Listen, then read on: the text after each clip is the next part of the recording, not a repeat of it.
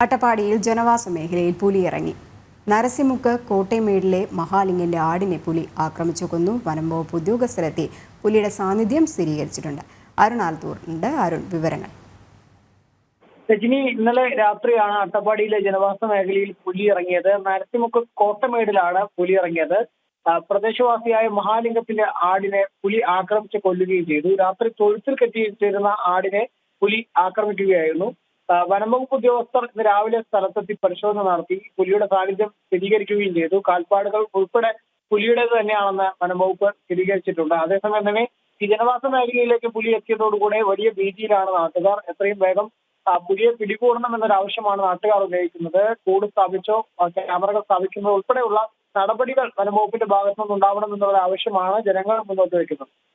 ശരി, അരുൺ.